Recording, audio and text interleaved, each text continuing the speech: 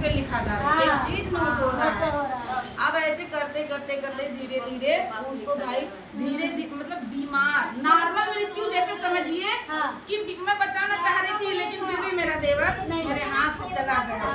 वो उसने scene create किया और उसका देवर खत्म हो गया। ठीक, खत्म हो गया और बहुत मन में तो वो बहुत ही खुश है, लेकिन अब दुनिया के सामने वो हाथ चिल्ला रही है, रोना धोना, अरे मेरे बाबू से तो हम बहुत प्यार करते, हम क्यों नहीं मर गए, इसकी जगह ये दुनिया को रूप अपना दिखाएं कि हम बहुत प्यार करते थे उससे। और दुनिया वाले ऐसे ही इतने खुश है कि अब तो सब मेरा, सब मेरे बेटे का, सब मेरे पति का, मेरा बच्चा होने वाला है। यही तो मैं चाहती थी। हाँ, यही तो मैं चाहती थी। लेकिन देखिए ये कहते हैं ना कि हम आज देखते हैं कि इनसे मेरा संबंध है, ये मेरे पति है, ये मेरा बेटा है, मेरा कुछ, लेकिन ये हमें ज्ञान नहीं रहता है कि पिछले जन्म में हमने क्या कर्म किया था। वो मेरा पति बन के आया हिसाब भुगताने के लिए, वो मेरा बेटा बन के आया हिसाब किताब लेने, पूरा करने के कोई नहीं जानता है, क्योंकि आपको पिछले जन्म का ज्ञान ही नहीं है, आपने याद ही नहीं रहता कि मैंने क्या किया। वो ज्ञान ये सत्संग में आके आपको मिलेगा। तो फिर वो बड़ी खुश हो जाती है, अच्छा ठीक है सब कुछ हो जाता है। अब इनके कुछ दिन बाद 6 महीने बाद बेटा होता है,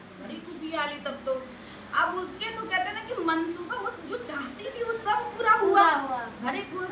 अब बेटा बड़ा होता है उनका, जब बेटा बड़ा होता है तो वो कहती है कि अपने पति से कि इसकी भी शादी अब कर देते हैं, अब मेरा उम्र ढल रहा है, मुझे भी बहू चाहिए, और हमारे जाने का फिर किसका होगा ये सब चीजें। अब तो तुम कह रहे थे ना अकेले नहीं मिल पाएगा संपत्ति, मैंने तुमको अकेले सारी संपत्ति दिला दी अपने दिमाग। तो अब वो पति तो दुखी रहता है, जैसे भी था भाई था उसका, कुछ बोल नहीं पाता, तो बोले ठीक है शादी कर दो। शादी हो जाती है, शादी होने के बाद अब क्या होता है कि फिर उसका बेटा उसी तरह बीमार, उसका जैसे देवर को दम तो भी वो बीमारी सारा पैसा उनका जा रहा है, लेकिन वो ठीक नहीं हो रहा, दिमाग लगाया अब ठीक नहीं हो रहा। अब उसके बाद जब वो रोड पे आ गई, वो कंगाल हो गया, तो उनके बेटा भी खत्म हो गया। ठीक, चाहे जितना दिमाग लगा उनका कैसे। अब देखिए इसमें ये मतलब ये क्यों था, उसका हिस्सा उसने पिछले जन्म में नहीं दिया था, नहीं दिया था ना, तो फिर आया उसी के गर्भ में, और अपना हिस्सा बीमारी के स्वरूप उसने लिया। तो जब उसका खाता पूरा हुआ वो चला गया। अब तो ये हाहाकार मचा ली, भगवान के मत्था पीट रही है जाके कि क्यों मेरा एक ही बेटा था प्रभु, क्यों छीना गया, क्यों मैंने इतना पैसा लगाया, इतना कौड़ी लगाया, तुमको देखा नहीं गया तुम। तो वो ऐसे ही एक महात्मा के सामने जाती है समक्ष, तो अपनी बात बताती, कहती कि ये प्रभु जी मैं बहुत दुखी हूँ, मेरा एक ही बेटा था, मैं इतना पैसा लगाया लेकिन वो नहीं बच पाया, मुझे कुछ तो साक्षात्कार कराइए कि क्यों हुआ मेरे साथ।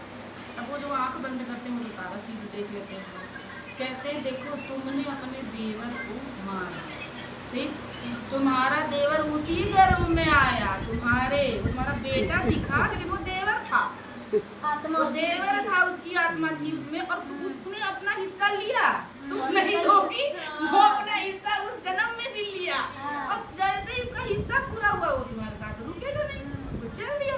तो कहे ठीक है, वो भी मुझे संतुष्टि हो गई कि मेरा कर्म सामने आया। तो लेकिन मेरी बहू जो अभी 6-7 महीने साल भर हुआ था, नई नवेली बहू, वो विधवा हो गई, उसका भी तो जीवन खराब हो गया, तो उसको क्यों दोष मिला, वो तो तब नहीं थी मेरे साथ, मैंने किया मुझे मिला, तो बहू का मेरा क्या दोष था। तो महात्मा ऐसी बात बताते हैं आँख बंद करके, कहते हैं वो बहू नहीं थी, तो क्या कौन थे, वो वैद था, जिस वैद से तुम मिल कर इसको मारी थी, वो वैद मरा,